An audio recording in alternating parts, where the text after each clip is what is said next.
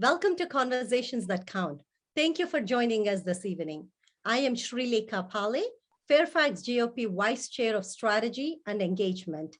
Our goal through this Conversations That Count is to bring in guests that can address challenges facing our communities, provide solutions, and inspire change. It's also very important for Fairfax GOP to reach out to members at large, engage our immigrant and minority community members within Fairfax County and the Commonwealth. If you would like us to bring in guests that supports Constitution, democracy, freedom, entrepreneurship, innovation, fiscal responsibility, and rule of law, please don't hesitate to put it in the chat. In honor of Black History Month, I am honored to invite Miss Vivian Childs. Ms. Childs served as chairman of the Georgia Black Republican Council and as the director on the National Diversity Coalition for Trump. Ms. Childs served as Middle Georgia Republican Women Charter President, as Georgia Federation of Republican Women Parliamentarian and Rules Chair, served on the National Federation of Republican Diversity Committee Chair. Ms. Childs is a results-driven leader who has shown leadership on local, state, and national levels. Ms.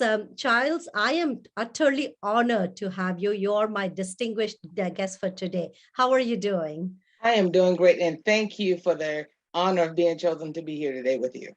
Ms. Childs, your bio is quite extensive, and you're very accomplished woman. I would like to initiate these conversations by asking a question about your personal success.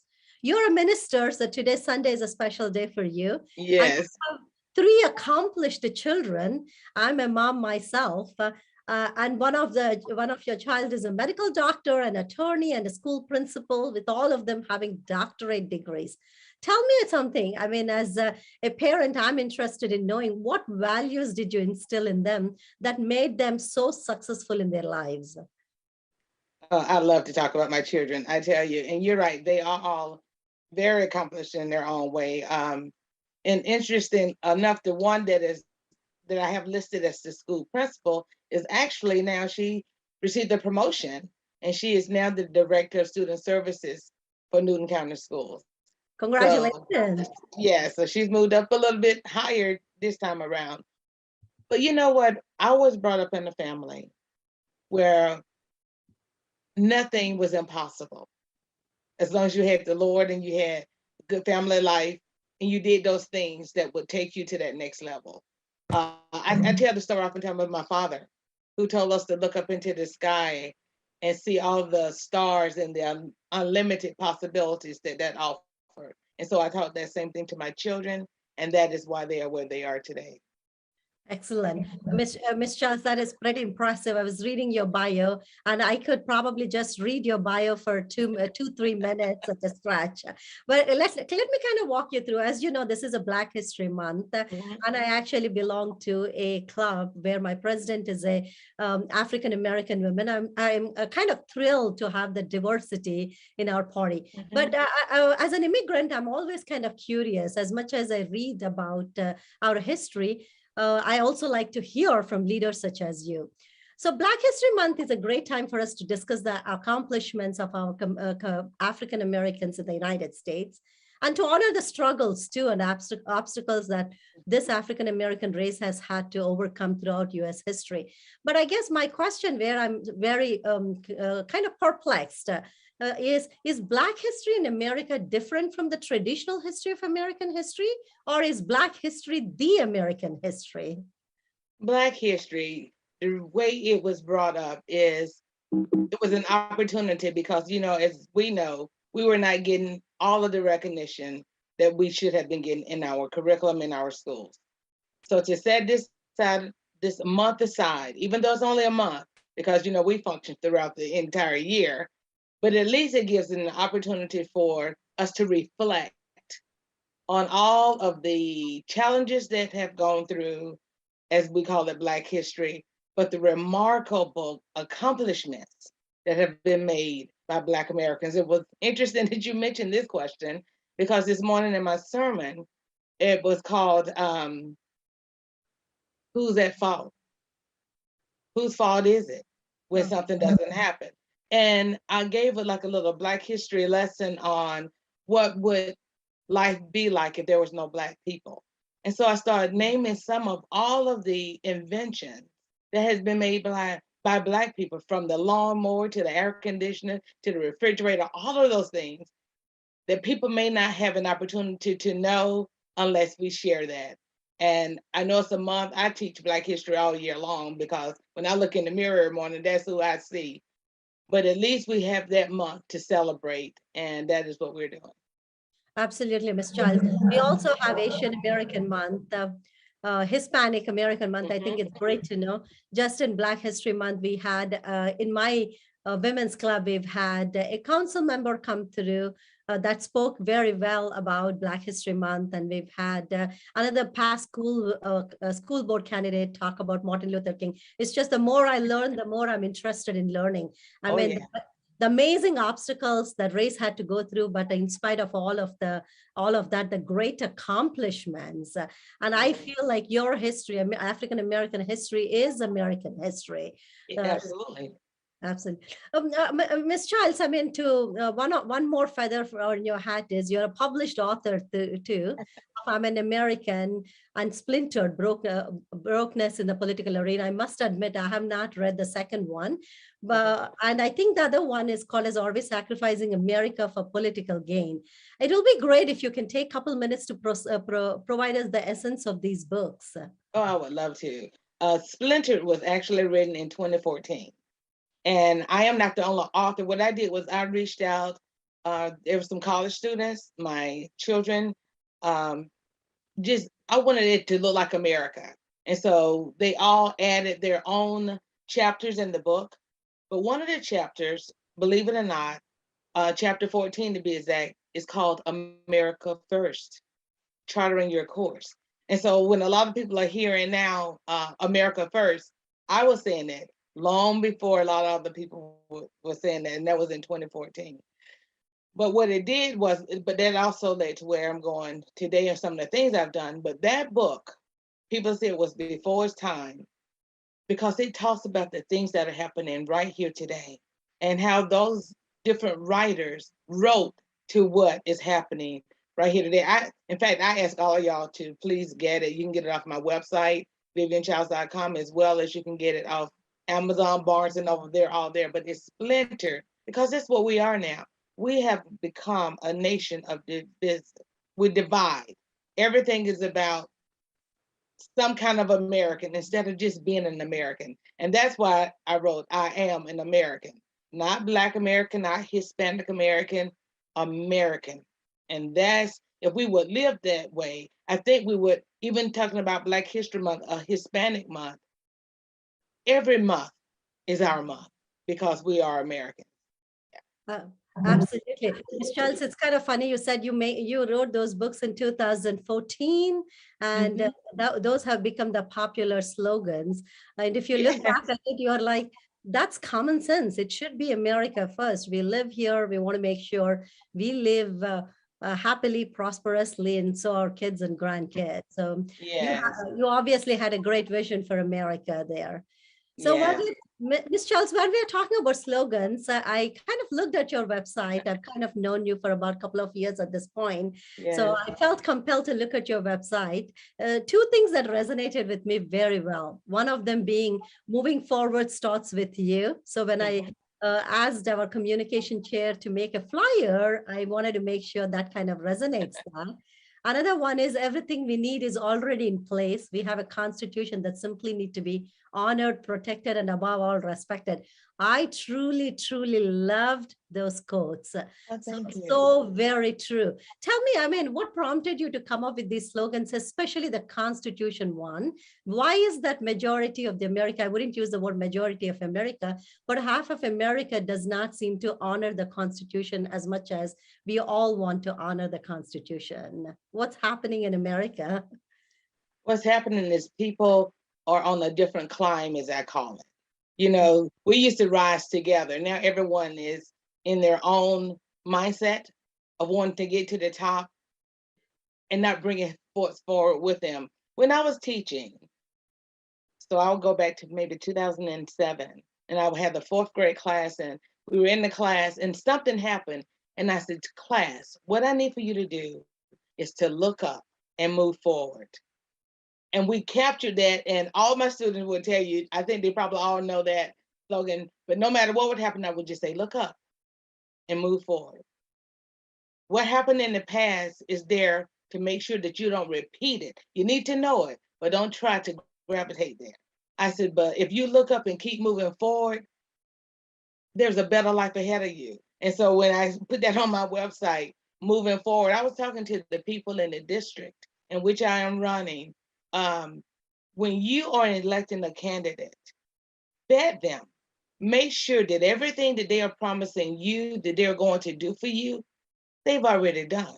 And you can do that by looking at their history. See, history again. Make sure, because I can tell you I'm going to do anything, but how do you know I can or I will if I've not done it?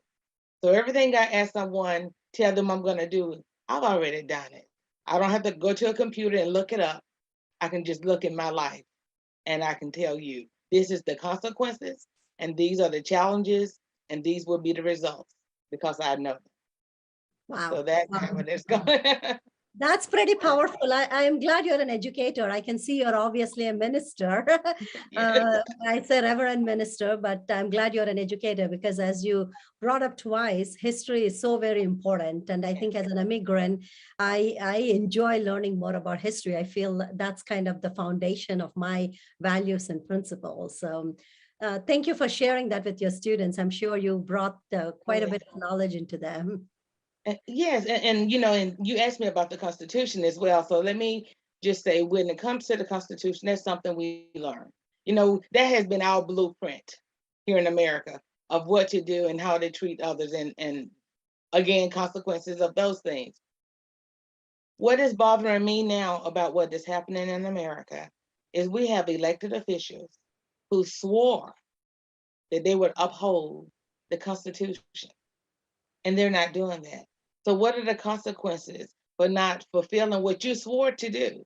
I ask the constituents and everyone around me and everyone who's listening, hold your elected officials accountable, especially those who are serving right now in Congress and in the Senate, because they swore and they knew what the Constitution said prior to accepting that office, and they should be held accountable if they're not doing that.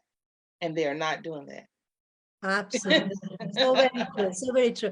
Ms. Childs, I think you were saying that you are running for Georgia's second congressional district, right? I think you brought that up That very. is correct. So I know that this is your second time running for, is that the same district? That is the same district, yes. So one of the issue truly intrigued me, and I'll tell you why it intrigued me when I looked at your the issues that you're kind of working on. One is a farming community. Although we live in Northern Virginia, and this might not be very applicable. However, as you know, we won our statewide elections, and our governor, Mr. Youngkin, had Farmers for Youngkin Yeah. Coalition, and it was a very active group. And I personally can tell you that I don't have as much understanding about our farming communities in the United States, even though I come from an agriculture family back home in India. And also, I think one thing that you eloquently said on your website is there is lack of understanding of the vitalness of our farming communities. And I think that is true, especially in Northern Virginia, where the focus is all on federal jobs, federal healthcare, and so on and so forth. Can you just elaborate what made you pick that as an issue? Is that Georgia's issue? Is that American issue? Everybody should know what's going on with farming community. What is it about that issue particularly? There's been a few things that have happened um, with our farmers. And I know we all love to eat. I know I do. And I want fresh fruit and vegetables. So we need to make sure that the men and women and children who are taking care of those things for us are respected. And we should make things difficult for them. We should make them easier for us to have the food supply that we need. Became involved again with farmers. It seemed like everything happened in 2014. And I met a farmer, and he lives right here in Georgia, and his name is Eddie Slaughter. I give his name and a shout out to him. And when I met him, he would tell you he had just about given up on the system. He was one of the farmers that was a part of a lawsuit where they were promised that they would have a hearing. They won, but they didn't win. It's a whole lot of things going on. But it intrigued me. And even in that book, Splintered, I mentioned that people need to just check out and see what is happening. Things happen where when we say, why is things late? Why are our watermelons not ready? It is important that in the decisions we make about farming, we need to have farmers at the table. Nobody can tell their story better than them. And sometimes we miss the boat. And I'm saying the same thing about healthcare. If I want a decision about my health, I need to talk to a physician or someone in that field. Why would we, and I say this often enough, if I want something to be taken care of with my heart, why would I go to a mechanic? Just if it were my oil change, I wouldn't go to a medical doctor. So the same thing holds true for farmers. There are a lot of things that we could do better in America, and we are not doing, but we will. That's why I'm telling everyone, vote for people like me who really have an interest in this country and the well-being of it. So, Ms. Childs, just like the way you spoke about America First, right, in 2014, I'll tell you something that you need to emphasize. I was listening to your videos. You're a minister. You're very inspirational. So I do listen to you quite often. One of the one of the statement you made is everybody talks about pro-family, pro-law and order, which is all absolutely genuine issues, and we as Republicans need to be concerned about as conservatives. But one thing that you said that resonated very well is you said pro you. You Yes. said if people vote for you, you're going to be pro you. I think that that was I'm telling you that just literally blew my mind away. I said that's a very tiny word, but it makes so much sense regardless of the party that you represent. You are definitely going to work for people. I hope more people in Georgia listen to this and decide to kind of vote for you. So, Ms. Thank you for mentioning that. May I share this? Yeah. Based on what you just said, I was in the last election, as you well know. I won day of voting. I won early voting, but I did not win on absentee balloting. Many people who does not come out of an election victorious, they're done. You don't see them anymore. You don't hear from them anymore. I continue whatever I've started continually.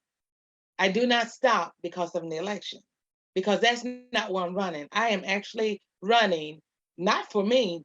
And people always say, well, you're running against so and so, or you're running for so and so seat. Not really. That seat belongs to the people. So, yes, I'm running, but I need for them to hire me to work for them. So, yes, I'm pro our constituents in America because sometimes we're forgotten after the election cycles. Absolutely. And also, I think what demotivates the volunteer, I hope more candidates that listen to this kind of understand and comprehend this concept. The minute candidates disappear once the elections are done, there is a very good chance that they demotivate the volunteers and people that are active in the party, because then it feels that they ran for themselves. They didn't run for the party. They didn't run for the people that they wanted to serve. So I beg candidates that are done with their candidacy and for any reason didn't win to be engaged, because the people did not hire you this time, but the more you work for the people will hire you next time, because at the end of the day, we all want good governance regardless of the party structure. I hope more folks are like you and keep it going. Move forward. Moving forward starts with all of us. Thank you. Yes. Miles, you played multiple roles within the Republican Party over the years. I mean, again, as I said, I can read about it for like 2-3 minutes straight.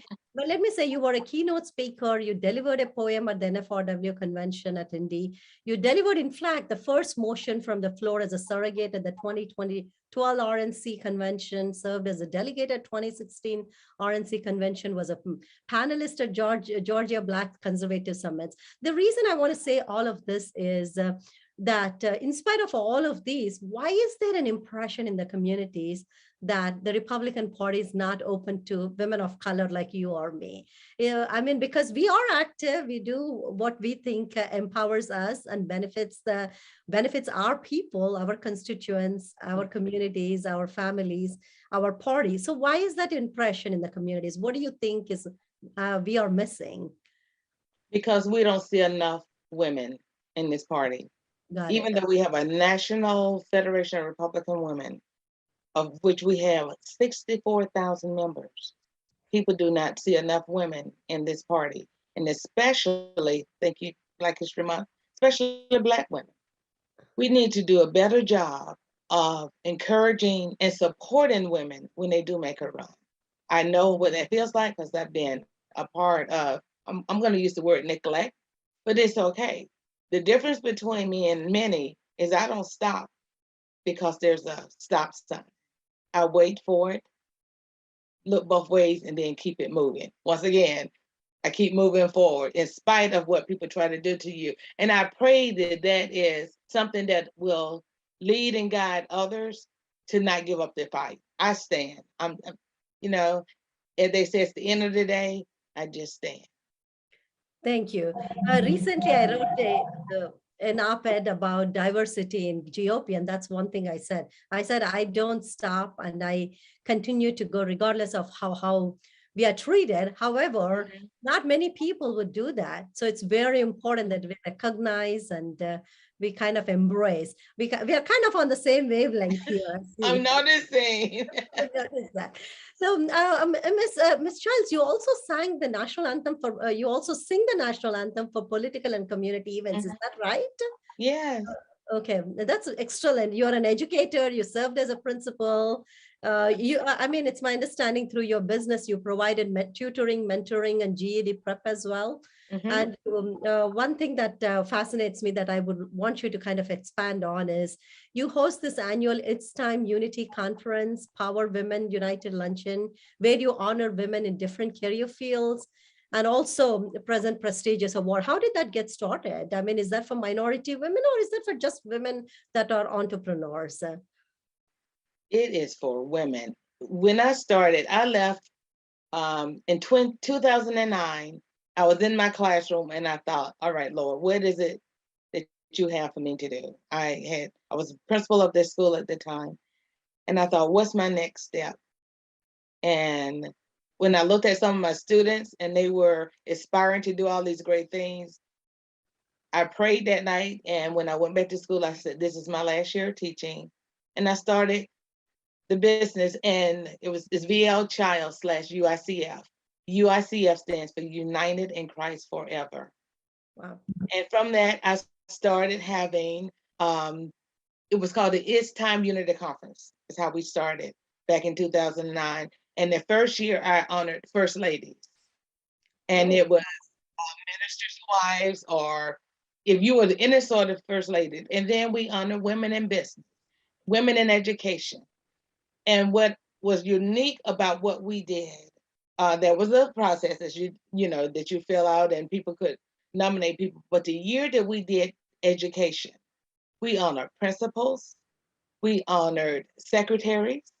Some of the women who were honored was bus drivers, excellent. parents.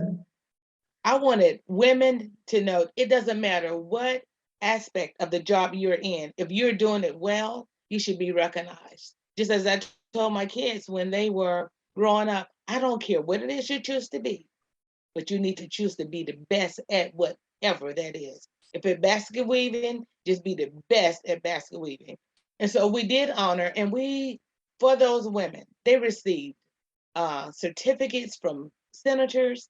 The first lady of the state of Georgia came down doing the education aspect of that, and she awarded the awards to the women. Some of them, that was the first time they had seen the governor's wife.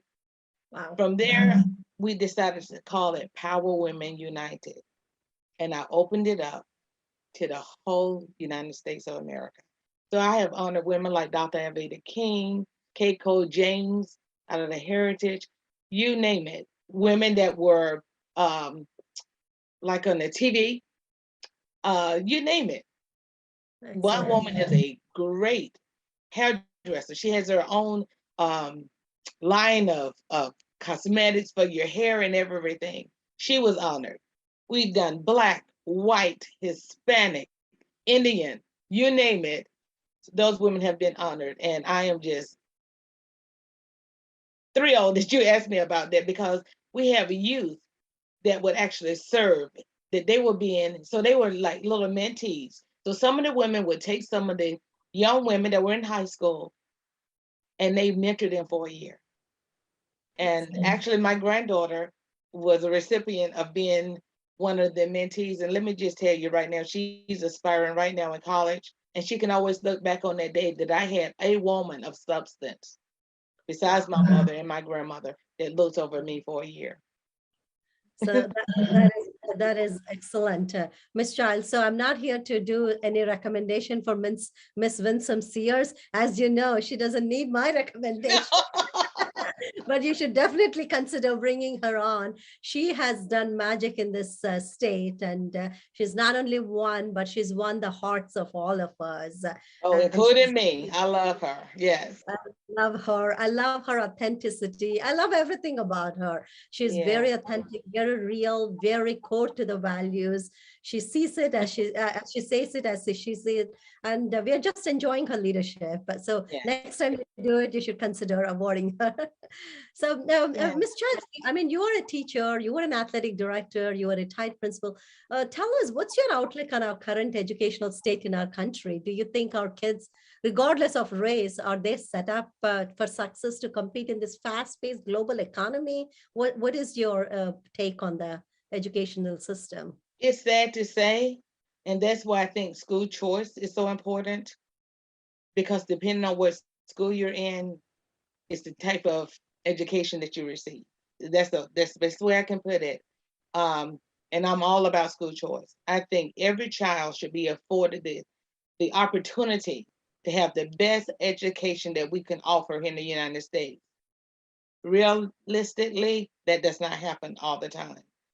So to me, our goal should make sure that every school is adequate. My dream is for every child, when they wake up in the morning, they get out of bed and go, Mom, we're ready. That whatever school that they're being driven to or bused to, or however they're getting there, is their school of choice. I don't want them to ever feel any lack because a school across the corner, or around the corner even, is better than the school they're attending. So it should be our goal through the school boards. And I'm telling you, teachers get beat up sometimes. We have fine teachers in these United States of America, but they need to be respected also and allowed to teach instead of doing some of the other stuff. There again, with regulations and all this, that, and the other, just do the job that they have been taught to do, and that's be the best teacher that they can be. Ms. Childs, I'm a healthcare professional. I say this very often. I'm yet to see one bad clinician in my career. I say the same thing about teachers. I'm yet to come across one bad teacher. I don't think there is a bad teacher out there. I think it is the administrative burden, the time crunch, the regulations, the extra stuff they're required to teach kind of dilutes the educational system and does not let them do their real job of academic focus. It's not because they're bad teachers whatsoever. So I think school choice, I mean, school choice increases competitiveness. And I think that's Yeah. the way to go. They should never be tied to zip code by any means. So, Ms. Charles, this may be a little sensitive, but I want you to anyway answer. I mean, there are currently 127 women serving in Congress, and please don't quote me on these numbers. I think I'm right, but I might not be. 105 are Democrats, and only 22 are Republican women serving. Among them are, even out of 105 Democrats, I think 47 Democrats are women of color, but only one woman of color in Congress is Republican. Again, please don't quote me on numbers. I know numbers are low, but I'm just not sure if these are the right numbers. I think they are. I think the one Black Republican woman that held a seat in Congress, Mia Love, Miss Love, Yes. who represented Utah's Okay. 4th congressional district, the way in 2015 to 2019. Do you think it's, I don't think it's because Black Republican women don't run. I think they do. So why do you think we Black Republican women are not winning as Republicans? What's going on there? That is what I was talking about even earlier. Last year, I want to say there were about 13 or more. There's quite a few running this term as well. Again, they say you're looking for good candidates. We don't have just good candidates. We have great candidates. I'm not bragging on myself. I know I'm a good candidate. But do we get the support that we need to move forward? Absolutely not. I'm not sure if all women, but I can sure tell you that Black women or not sought after to take it to the next level. And it is shameful in our Republican Party that we can only look at Mia Love as our only Black woman to sit in a congressional seat, because it does give the impression that we do not have qualified women.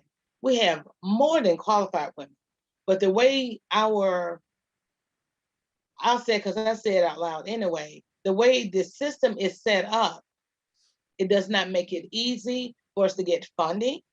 It does not make it easy for us to get through primaries.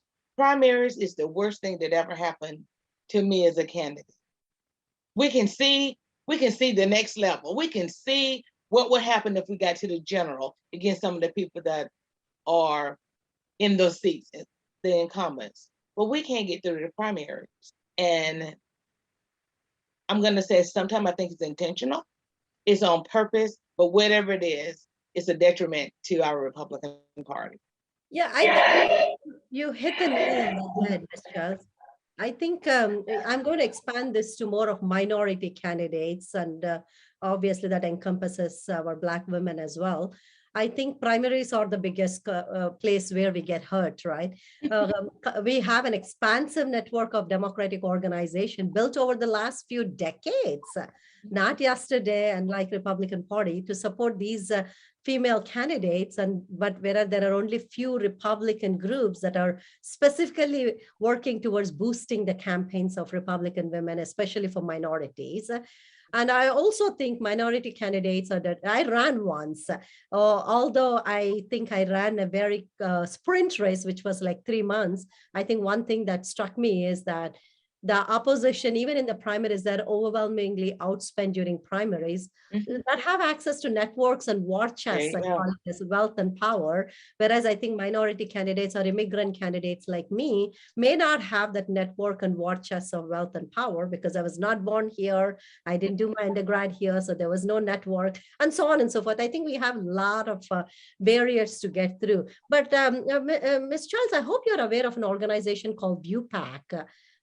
If you're not, I mean, they're one of those few Republican organizations that specifically work to boost GOP candidates during the primary. And they also provide a lot of resources to minority candidates. I'm not sure if you know about that, but that may be something that as minority candidate, women candidates, we need to look into that. Well, I will share with you, and I want to make it clear to everyone who's listening. I'm not asking anyone to give us anything. Just make sure that we are on an equal playing field. Exactly. That is all I'm asking. I'm not asking, because sometimes people get it twisted when they hear us speak.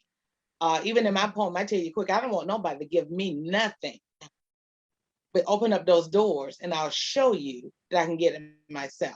But I will share with you that I was recently endorsed by Maggie's List. Excellent. So yes, so that's one thing that just happened recently. Yeah, that's a very good organization to endorse. Going back to ViewPAC, I'm not here to support the PAC by any means, but I know that they endorsed and supported about 27 non-incumbent Republican women in competitive races. So it's not like they're going after only incumbent women, but that seems to be by far one of the organizations that I felt like they're truly sorting after good women that they feel like they can win. So as you know, Winsome Sears broke all the barriers. I saw it was possible. Yes. So what do you think we can do to turn this around? I think you kind of hit the nail on the head, talked about primaries. I spoke about wealth and power, because then what can you do to kind of get through this hurdle? What can we do to get through the hurdle and win? Well, this is what I'm seeing is, instead of people looking at a candidate's character, their qualifications, their ability to take you forward to the next level, because people in these districts deserve better. We have it where now is what they look at is the dollar amount that a candidate can raise. And that's shameful. All the money in the world does not make a great candidate, doesn't make that person gonna care anything about you when that election is over. Oftentimes, they may not even get through the election. but they have been set on a pedestal based on the amount of money that they can make. And so that's where I think a lot of the problem is. If you don't have money, then to some people you're not viable, and that's shameful. So we have to have a change in thinking process that money does not get you the votes. Money will obviously get you to market your campaign, but There you market go. doesn't really win the hearts by any means. I mean, I know that I can talk about statewide races. But Winsome Sears were definitely not on the top of a money game. I think she did her best, but I wouldn't think she definitely raised nothing like our Ghana candidate. She still broke the barriers. So hopefully this is a good trend. Yes. So Encourage. yes, very encouraging. Ms. Yes. Schultz, let me stick to that. I don't want us to get deviated because this is such a great topic for us to kind of talk, because there are a lot of minority candidates that listen to this as well. And our goal is to actually reach out to immigrant and minority candidates through conversations that count. I also hear from these minority candidates, since I'm always talking to these candidates, that they lost because they didn't get the support from their own community. Let's say if I'm an Indian American, I run, and if I don't get support from my community, that's saddening, right? And I think that's because the minority communities expect them to distance themselves from the national party. But by doing that, you'll never get support from your own party. So this applies to ability to raise funds, as you just said. So I think we are always in this vicious cycle that you don't get it because they don't. They all support minority and immigrant some communities support Democrats more. Which we are hoping to kind of pierce into that market. Let me put it that way, by actually talking to them about our values, because That's our values are exactly. very well aligned. But how do you get out of this vicious cycle? What can we do to change? What I have done and what I continue to do and will continue to do, God willing, is I spend a lot of time in the community. I spend a lot of time actually talking to the people whose vote I'm asking for. And I just don't say it out loud. I'm actually doing. In fact, some of the best times of my life is when I have been at maybe like a back to school bash, where I'm giving out backpacks and hot dogs to children, and they happen to notice that I vote Republican. In fact, it was so cute. One little boy one day, he said, "Mom, she's a Republican?" As though, And I said, "Son, I'm a Christian who votes Republican." Yes. And he asked for one of our shirts. Our local GOP party actually was helping donate that day for that event. And he wanted one of our t-shirts. And his mother looked at us and I said, you know, she said, "Absolutely." And he sat there and he put it on and he walked away. Those are the kind of things to me that message better than anything, because he saw us as who we are, people in the community just wanting a better tomorrow for those that are in the community. That's how I live my life. I'm a giver. I tell some people, I say, I'm a pusher. They went, "Ooh, Miss Childs, you a pusher?" I said, "Yes, I push love. I push integrity. I push education." And so, but they first know me as, a lot of people call me Miss V, as Miss V. Then on voting day, I become the Republican that they Yeah, know. that's, I mean, you just brought a smile to my face. I think that's a beautiful example. And I'm sure many kids feel the same way once they come to know that we are Republicans. They're like, "You're a Republican?" I get the same, I get the same expression. So, Ms. Childs, I want to also hit on the mainstream issues that we are worried, right? Pro-life, I mean, pro-law enforcement, and so on and so forth. What is happening with all these issues? I mean, I know the issues are not my state issues or your state issues, there are country issues. What's your take on that? I mean, why do you think Democrats are going so liberal that everything is considered to be wokeness? Why do they prioritize wokeness? What's happening with our law enforcement, pro-life issues, and so on and so forth? I think there is an agenda of dependency that is happening. And so if you take away things that are comfortable for people, then they need to depend on you for things. When it comes to law enforcement, I said this to a group that I was mentoring, and they said, "Well, we don't like the popo." That's what they were calling them. And I said, "Why?" They said, "Well, they do bad things." And I said, so let me ask you this. If something was happening right near in your home and you needed help, who would you call? They said, we called the pawpaw. I said, would you want them to come? They said, yes. I said, but why?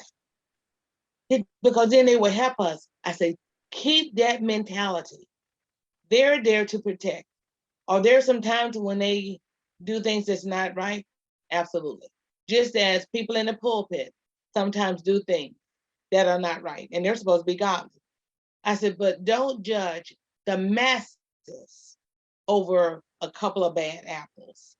And in fact, yearly until the pandemic hit, on 9/11, I host what we call the 9/11 event, Patriots Day, where we honor the law enforcement and the firemen and the military people, just an hour celebration, but just to let them know that we care and we thank them for what they did during 9/11 and what they continue to do. Again, I don't know what we would do if we defund police or defund the military, defund anyone whose purpose it is and their mission is to protect. We need all the protection we can get. Absolutely. Miss Childs, I always start coming from an Indian background. I was there for 2 decades. I'm here for 2 decades. I feel that law enforcement is something that I strongly, strongly believe that we can never defund, because that's what happens in several third world countries when police are not funded well, they're not educated well. A lot of atrocities happen, and this is one country where we fund them decently. We want to make sure they follow the policies, but because of one bad apple, we can continue to demean the entire law enforcement. Ms. Charles, as you know, I do a lot of minority engagement. In fact, before this, we had a nice engagement meeting where we had an Ethiopian American come in and Hispanic American. So we had a nice meeting to kind of strategize and see how we need to get to these groups, because our values, again, are one and the same. There's no doubt about it. So I know you play a huge role in National Federation of Republican Women as a diversity director. I hope you're still in that role, because I can't find a better person than you to hold on to that leadership role. But does your role involve any grassroots diverse group engagement, or is it more policy focused? What's the role that you play there? Our role was, and my term did end in December. We have the new president and their team are abound, as I call it. But I still keep in touch with the women that was on the team. Our goal was to be able to be a mouthpiece if needed, and just wisdom. As some people would tell me, we don't know how to engage your community. Can you assist us in that? And we were there to do that. The media, we were there to help with that. One of the women on our team actually was a publicist for a station, but she knew when it came to policies and what to do with media, she was outstanding. We had women that were keynote speakers across this country, and they're still speaking. We had some of the best groomed women who were Republican on that diversity. In fact, I want to call her name Patty. I don't know if you know Patty now. She's from Virginia, Loudoun Correct. County. Yes. Awesome. Not just good. This was an awesome woman. And what we tried to do also was make sure that our committee was as diverse as the communities we were trying to reach, and we did that. Excellent. So who did you say is the diversity director right now for NFRW, Ms. Childs? I'm not sure, Okay. So but because I we can go to their website, National Federation, and it will be there. Thank you. Ms. Childs, is this same as faith coalitions as well? Is there an outreach program on behalf of National Federation of Republican Women or Georgia GOP to reach out to other faiths as well? Because in minority and immigrant groups, just like in our Christian communities, faith is very important to them. That's where we align so much, other than our pro-life and pro-schools, pro-school choice, pro-law enforcement. It's just the faith, family, and freedom also are very valuable, a valuable thing for immigrant and minority communities. So is there a faith coalition that works with other faith coalitions, or? Yeah. There are several. In fact, there are many people that was with the Trump campaign and with that administration that actually even still have a faith advisory. Paula White, again, I mentioned Dr. Avita King, and several of those. And then we also have the Frederick Douglass Coalition, and they do a lot. They have prayer groups. They have all sorts of manifest things. I have to give Dr. Dean Nelson his kudos. He's an awesome man of God. He's a great speaker. In fact, he spoke at an event last night here in Georgia that was outstanding, I'm told. I was here, so I missed that one, but I hear it was excellent. I'm sure if he was a part of it, it was. But it's those type of things. In fact, I even had a prayer group prior to even being with the diversity that called The Nation Prays. In fact, the lady called me today and said, will you please restart that prayer group? We would have, my call would take 1,000 calls. People couldn't get on. So that tells me that this nation is crying out for prayer. They're not happy with the way it is going. There are many that are responsible, but that is why it's important that we choose the right people to lead and guide this country. Absolutely. And Ms. Childs, I am a Hindu faith community personnel. And again, for me, faith is very important. Yes. And that's precisely why I'm very focused on interfaith and multi-faith community. I think the more we work with Buddhists, Hindus, Muslims, Sikhs, Jains, I can go on and on, our Jewish friends and so on and so forth. I think the more we can expand our tent, because at the end of the day, we all want strong economy. We all want entrepreneurs. Yes. We don't want to depend on government. I never want to put out my hand for anything. I want to work very hard. I want everybody to be treated equally. And these are just core Republican principles. There's really nothing bad about it. It's all America first. And it only helps us grow as a complete American family. Why do you think we're here? That's why we're in America. In fact, I'm glad you mentioned that. That's one of the other things that I did. Can't remember the year, but a few years back, I made sure that I looked out to get someone of different faith. And we met at the Capitol all together. I send you a picture of it so you can see it. We met at the Capitol and we all prayed together. Each one of those ministers, a rabbi, whatever, they all got up and they spoke to the crowd. And what was beautiful about it is everybody was welcome. That's what the America that I know. That's how we do it. Absolutely. Absolutely. Childs, I know I hate to put you on the spot. I know that during NFRW recited something. It would be great if you can take 30 seconds or a minute to recite something. I know you did that during NFRW and it was the most peaceful thing I've heard. I don't know if you recollect that at all. If not, no worries. I hate to put you on the spot. Oh, that's fine. Are you talking about I Am an American? Exactly. Is that what it was you were talking about?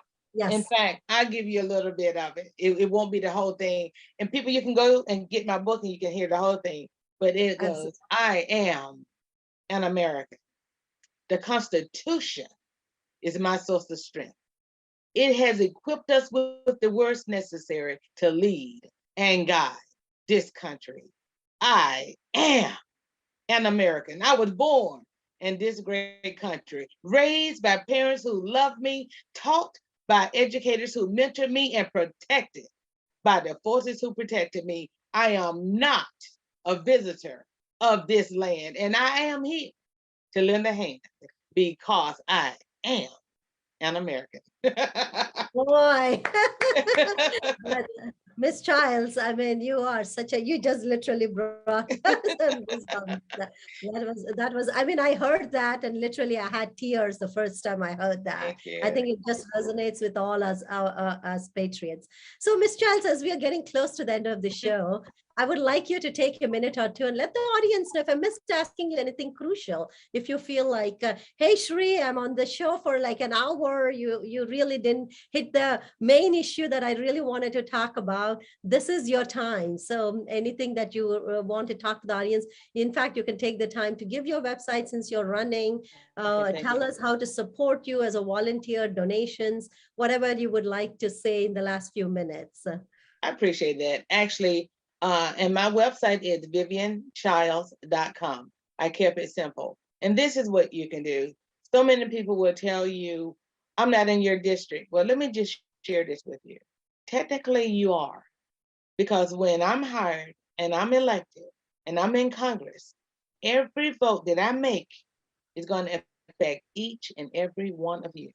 I'm going to be your voice. So you make sure that you put people there like me that you can trust with your vote. And I said, if that wasn't important, we wouldn't be worried about the people that we're talking about just making these decisions where we have to raise our eyebrows and go, oh Lord, not this time again. So make sure that the people that we are putting forward, stop looking at age, stop looking at who their best friends are. You vet your own candidate and push them forward. So this is what you can do. I receive every donation, and everyone is equal to me as the other. $5 from someone who made 10 is almost unexpected. 1,000 is fantastic.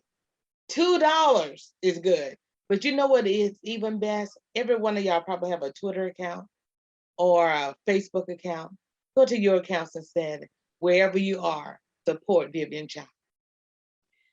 Just put that on your Absolutely. pages. You can put it on there daily. Ask, who is Vivian Childs? How did we get to know her better?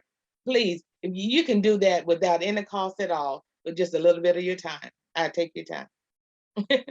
Ms. Charles, that is what a way to kind of end the show. Thank you. You're absolutely right. Regardless of which district you are running from, once you're in Congress, you're representing America and you're representing American values. You're representing my children. You're representing all of our grandchildren. So we need you. We need passionate patriots like you out there.